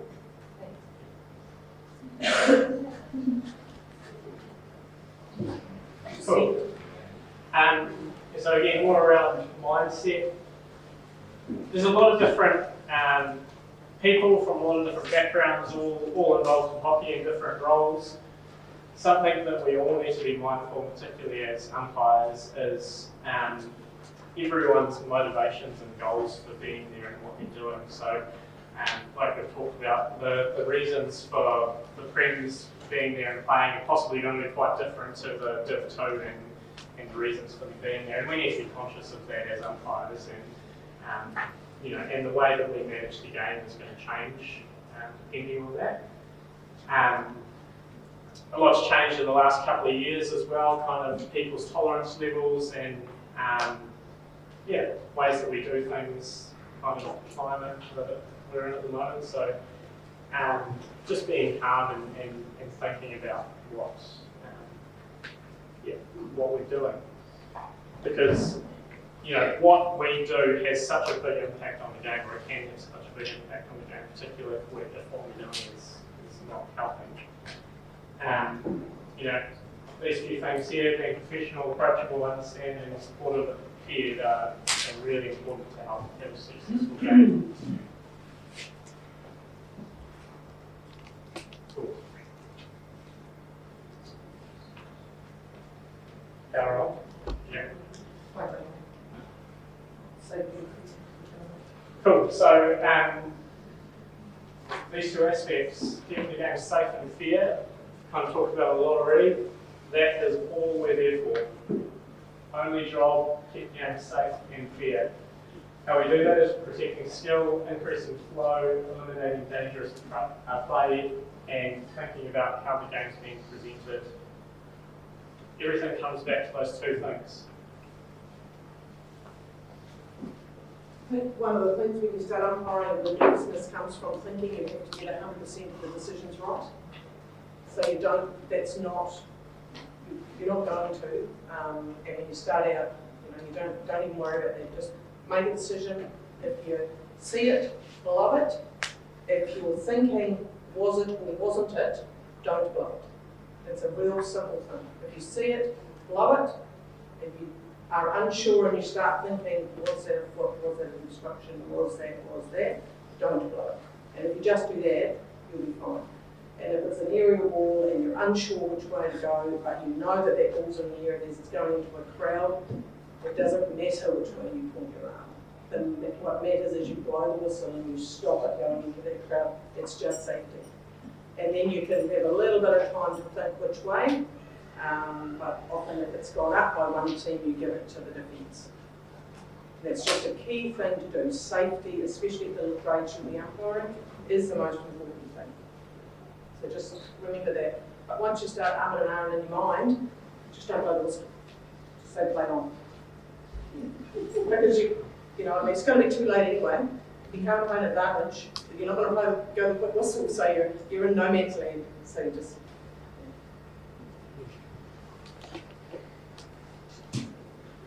Cool, so this kind of goes back to what we've spoken about at the start, is around the intent or the spirit of the rules, and trying not to get too hung up in black and white wordings of the rules. So it's important that we are really thinking about the intent of the rules as they're written, and that's a lot of the changes that there have been to the rules over the last sort of 5+ years is clarifying and almost broadening the wordings to allow for intent. And it all comes back to common sense and a lot of contextual stuff as well. An easy example of looking at the intent for rules is around 5 metre rules. So black and white rule says that all the defenders must be 5 metres away. That's going to be heavily dependent on the situation, isn't it? So if I'm taking a free hit and there's a defender that's behind me not having any impact, who cares?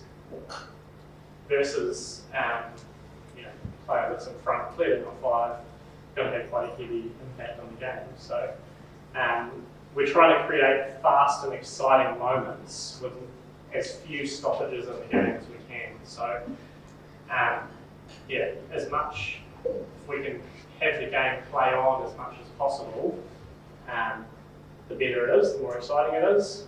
But just coming back to what's safe and fair. Any questions around intent or rules? No? Yeah.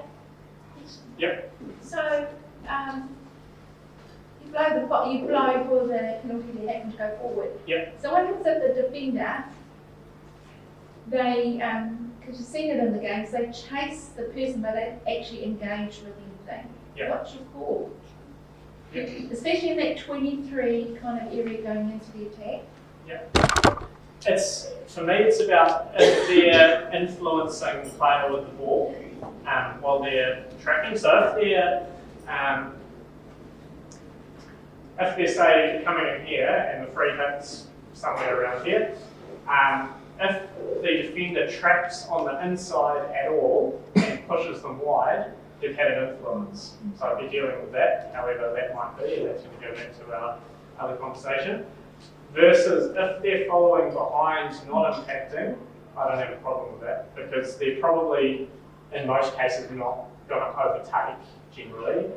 As long as the player with the ball is free to do whatever they want to do without being influenced by the other person, I'm not phased. And if they want to follow behind, then we'll follow. So if in the same situation, they're following behind and the ball has travelled more than 5, yep. They can engage in the tackle? Yep. If, say, the person dribbled 5 metres and the person tracked behind them and then for some reason they turned around, they'd be more than welcome to tackle after it's gone 5 metres. Because this person's, as long as, again, go back to what's safe and fair, as long as the person has had the opportunity to make whatever decisions they want to make with the ball. Overarching concepts of everything that we're looking at while we're umpiring is safety. Number 1, focus. Everyone has a right to feel safe, whether that's physically, emotionally, mentally, whatever it is. We're all there to be safe. No one should ever feel unsafe while we're here. Our job is to help manage that. So, really important part. On the ball, off the ball, we need to be watching what's happening. So again, it comes back to our positioning. We need to put ourselves in such a way that we can see what's happening in as much of the field as possible to monitor that. Tackler's body positions, we've talked about that. It needs to be in a position to make the tackle safely or don't do it. someone's obviously got it wrong in the picture. Anything that's bringing the game into disrepute should be dealt with harshly. These are these sliding tackles that we've talked about. Dissent, swearing, anything that is that doesn't look good, we need to deal with, because again, this is going back to the package that we're trying to present. Our job is to help preserve that. Any questions around safety? We've talked quite a lot about it already, I think, around tackles and stuff. So it's good. Cool. The rule changes for this year. So there's a couple. They are quite minor. First one won't affect many grades, maybe prems and some of the reserves, and it's around penalty corner protective equipment, so masks, knee pads, whatever else they might have. What it essentially is that defenders wearing protective equipment can't take part in the game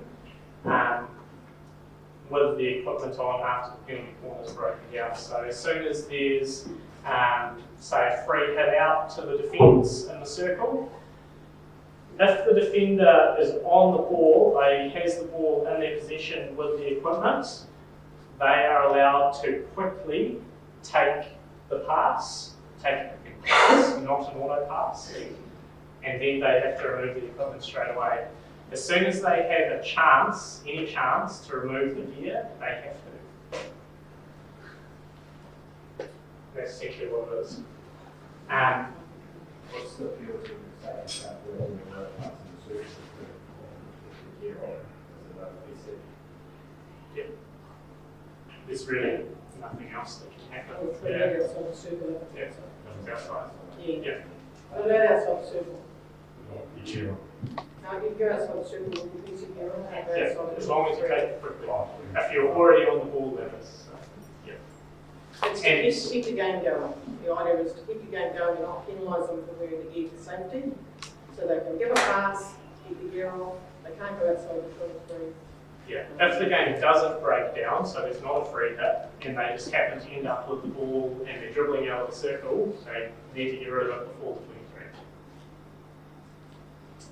23. And if you've taken the goalie off, then there's just no goalie. No goal. That's right, there's No goal anymore. No player with goalkeeping privileges. Yeah. I thought you were to have somebody No, that is no longer allowed.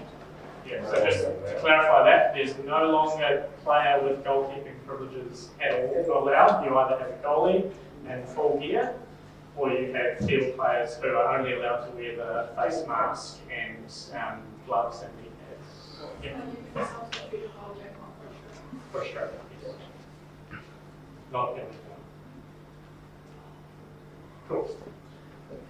And the other change, which again is more of a clarification, and it is pretty much how we've been umpiring it, is to aerial ball or overheads.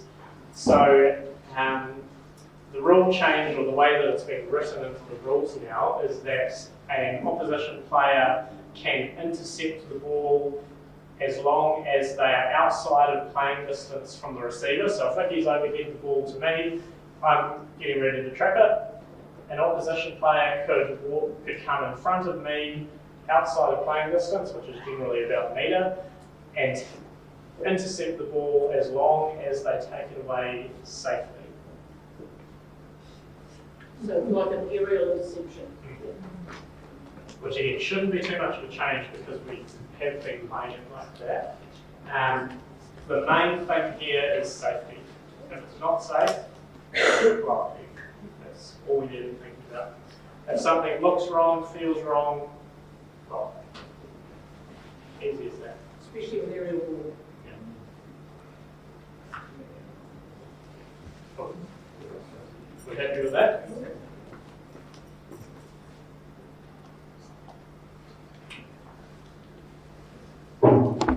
So this is more around high ball hits. So players, again, this is possibly going to apply more down the grades. Raise the ball off free hits How do we feel about that? Safety? Yep. Is the ball dangerous or is it just scary? Yep. Correct. So the analogy that I often use is the bus. So if you're standing on the side of the road and the bus drives past you, it's not really that dangerous to you in most cases. So if the ball flies at head height over here, it's not really that dangerous to me. Versus if I have to take evasive action, then it's dangerous. So as far as the free hits go, yep, you're dead right, safety is the number one thing. The only thing that they can't do is intentionally lift it from a hit. Intent, which is going to be fairly difficult to prove most of the time. So safety. So go with safety. Yeah. And Lisa, if it is dangerous, where is it taken from? I always get confused. Is it where the danger occurs or where the hit was taken? So it's where the action causing the danger occurred. So normally it's from, if it's a hit, yeah, it's undercut. Normally it's from where they would hit it from. If it's an overhead that's coming down to a group of people, normally the danger is actually created where the group is. If there was, say, one there and more moved in. It's kind of one that's fairly open to interpretation, to be honest. You know, in different cases, we're going to put them in different places, and a lot of the time it's whatever's easiest. Because if the game is, you know, the game follows the ball. If the game is down here, but it started way down there, is it actually that kind of fair to go down there? Yeah. Or if they talk about quick hits, so it was over the back line, meant to be a 16-yard hit, they take a hit inside the circle and it ends up being dangerous. Is it a PC? What's fair? It's probably gonna, yeah, I'd be looking at that whole kind of situation, looking at every corner, fairly good chance of a goal. Versus Yeah. Yeah. Yeah. So we've got a few examples.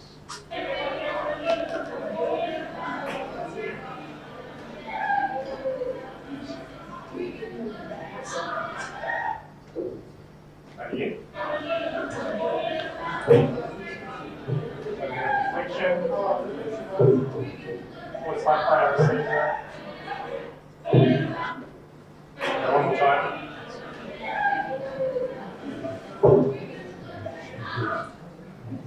How do I feel? Is given time to bring the ball down later.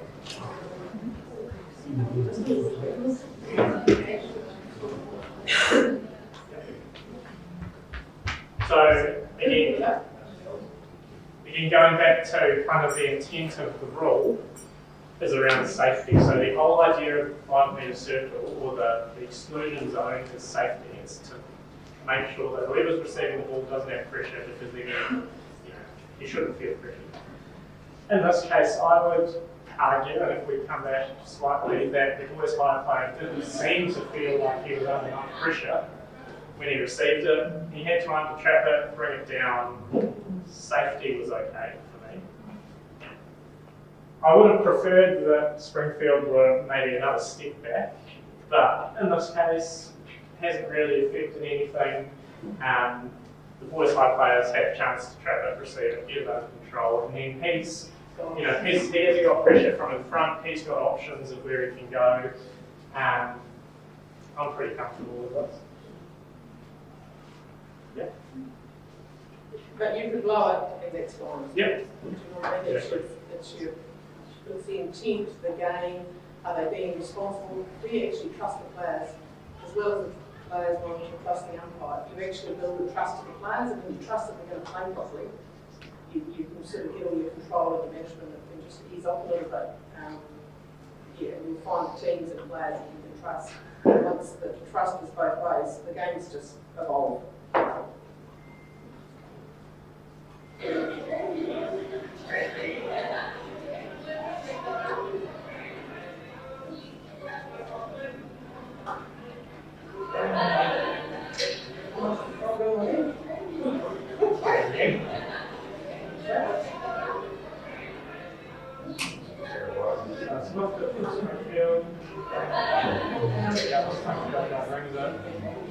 One more time.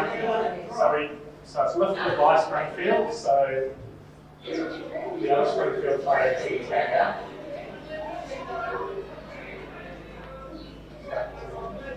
We pause there. How do we feel about what's going on? They're both running in the same space, and I think we're actually getting way better. This is going back to our rule of intercepting. So this would be classed as an interception in a lot of ways, because I would say that he's on the edge, but just enough in front of the boys' high player that he's safely taking it away from the defender. If he mistraps this, I'd be blowing it against him, because he hasn't safely, that's an important part of the rule change, he needs to take the ball away. I think he's done that. There's a way and at this point, the ball's on the ground, fair play, go for your life, the early guys. Yeah. Okay? Play. Yeah.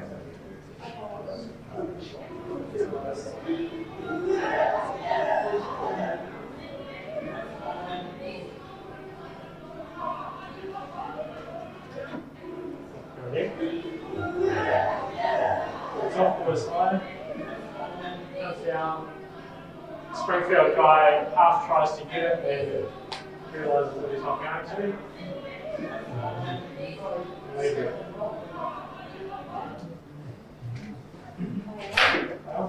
We want the tables going. Do we have to stop it? No danger.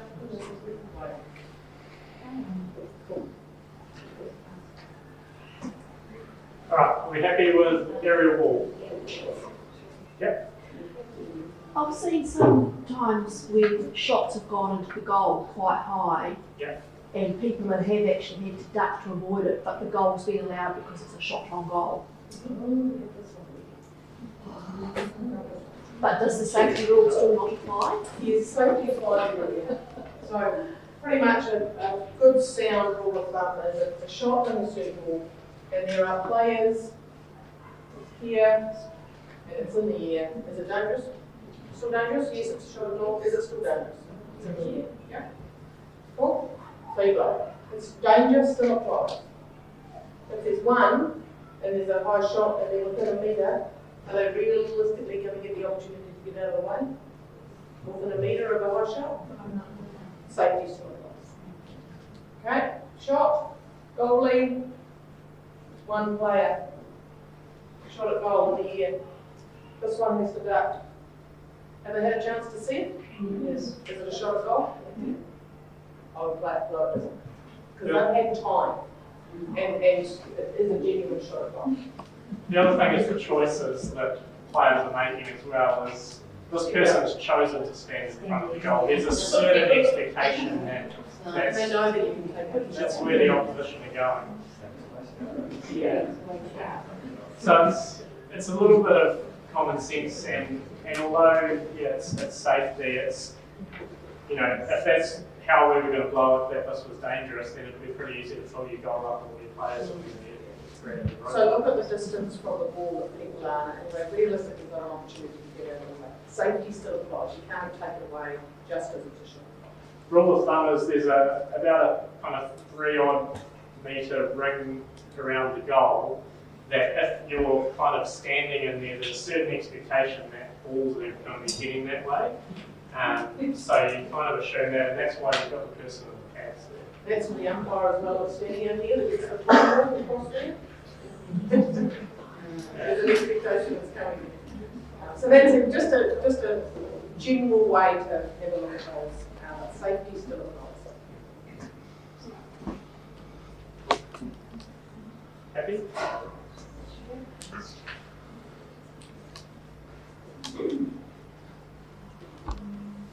Cool, penalty corners. Breaking, nice easy one. Rules changed a few years ago. If defenders are breaking, they need to go to halfway. If a goalkeeper breaks, they can nominate any one of the defenders. That's up to them. They can choose. If they can't make their mind up, then you might just need to make that decision for them. So I'd like to suggest that they do that for themselves.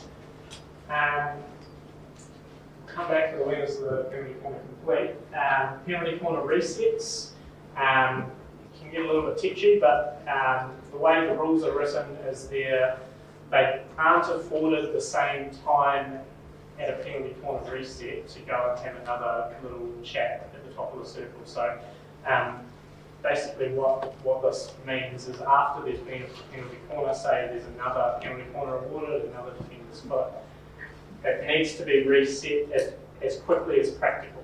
So that doesn't mean that they all need to run back in position and start again, but it does mean that they're not going to have the reasonable time to go and have another chat. It needs to be done quickly. Yeah. So, yeah.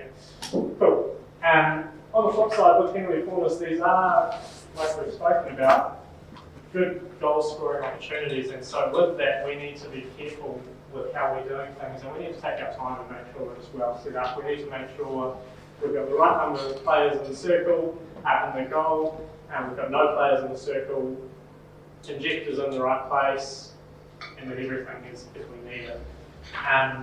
As umpires, part of this pre-game discussion, as penalty corner assistants, and what we're wanting our umpires to do is the engaged umpire needs to be blowing the whistle to start the penalty corner. It just is nice and clear, it's good for the package, the presentation of it, all the players know what's happening and when it's going to go. There's also a guideline for the time period that penalty corners should take to set up, and it's the same as internationals, which is 40 seconds. We don't have the luxury of a shot clock for that, so what we're expecting is that as part of your pre-game discussion, it's discussed how that time is going to be managed. With radios, it's really easy.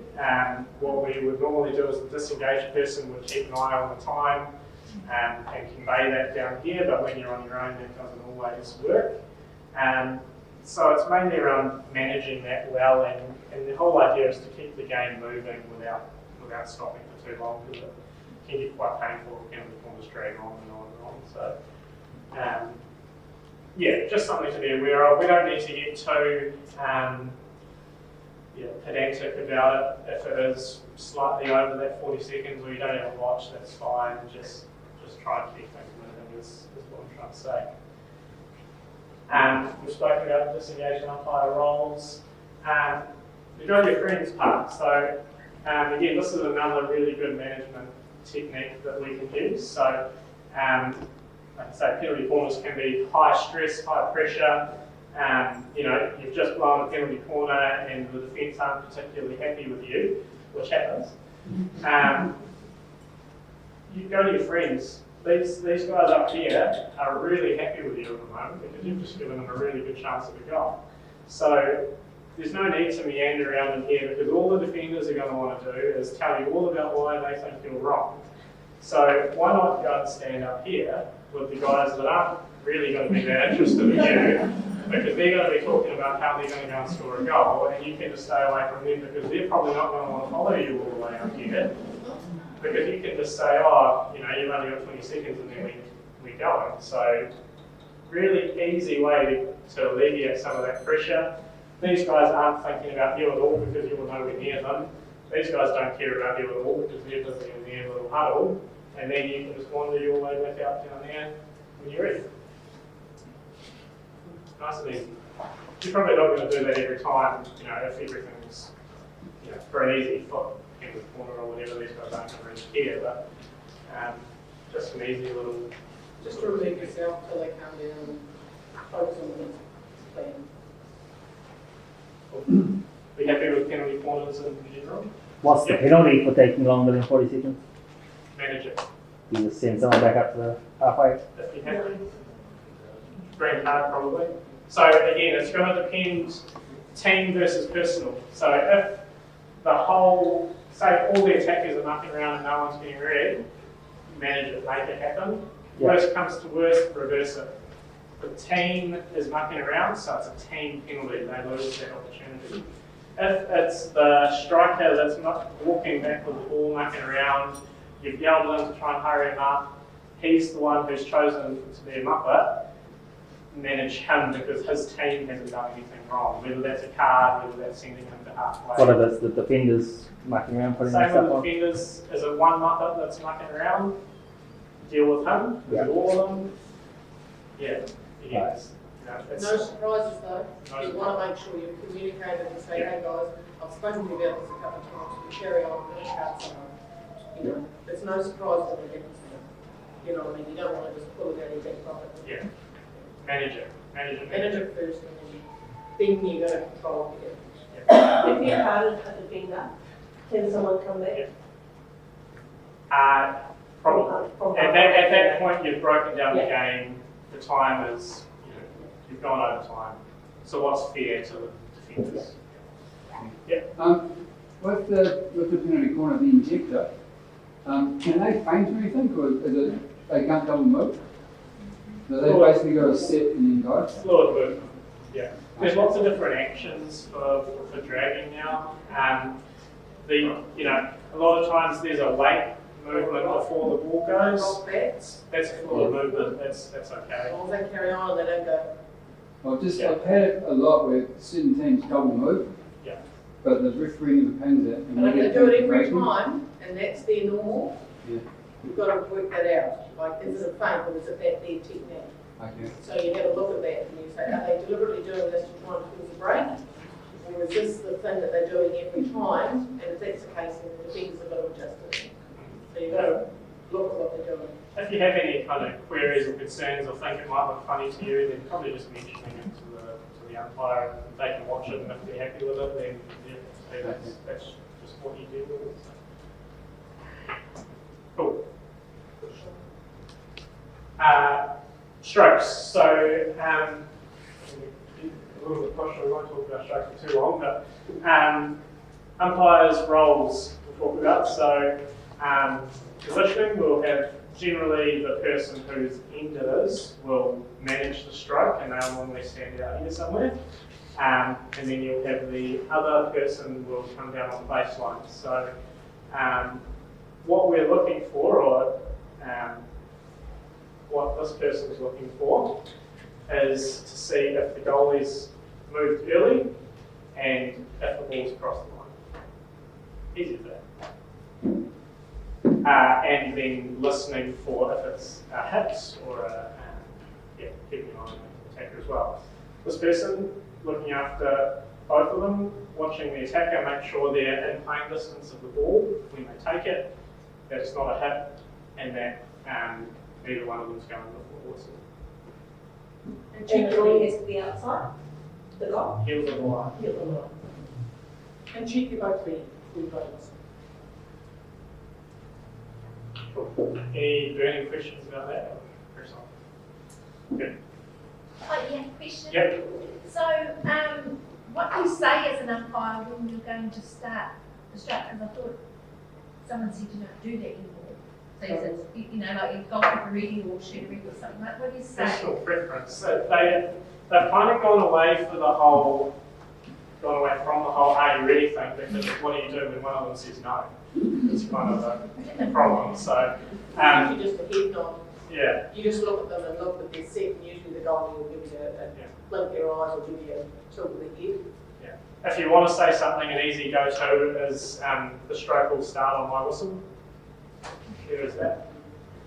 But yeah, make sure they're both ready though, because it's not a good one.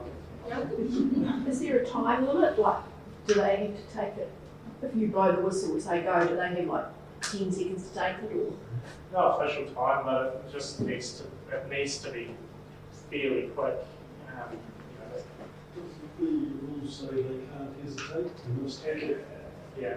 They, in theory, before you're blowing the whistle, they need to be ready, and for them to be ready, they need to be on the ball, ready to play. So it needs to be without delay. Cool. Attacking quarter, again, we'll just gloss over, conscious of the time. So, basic gist of it, all players must be 5 metres from free hits in 23. Again, going back to our common sense, sometimes they won't be 5, but it's about if they're interfering. Free hits within 5 metres of the circle within the dotted lines.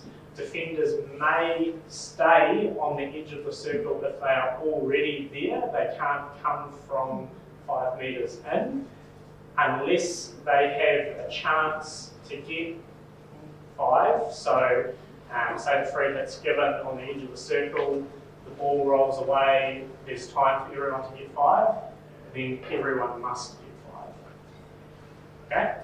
Okay? Free hits in the 23, once the free hit has been taken, they can auto pass or they can pass it off.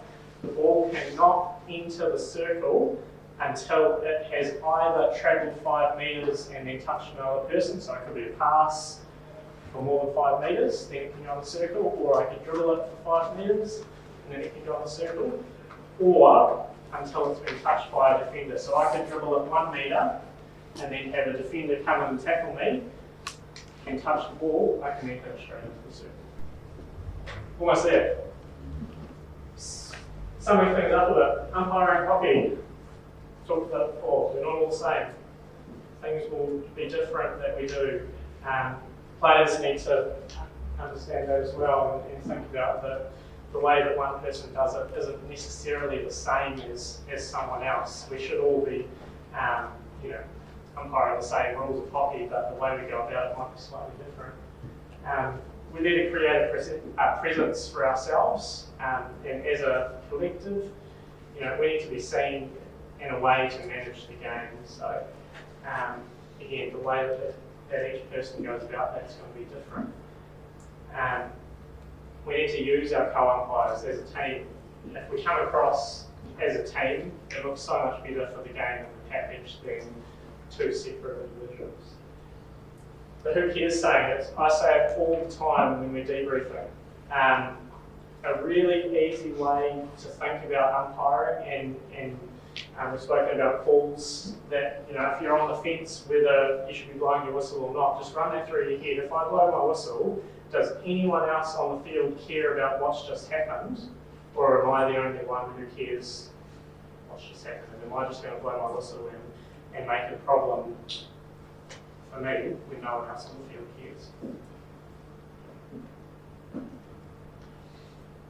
Yeah.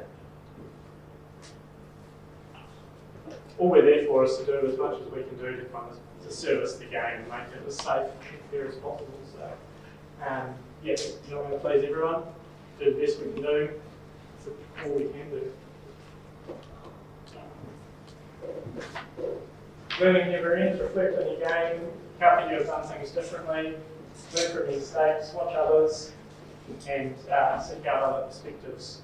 Will all kind of help progress you, progress the game, make it as good a package as possible. See that? I can't do that. Fine. Have the whistle in your mouth and it's same as when a goal's scored. I want to go like that, and then I don't know.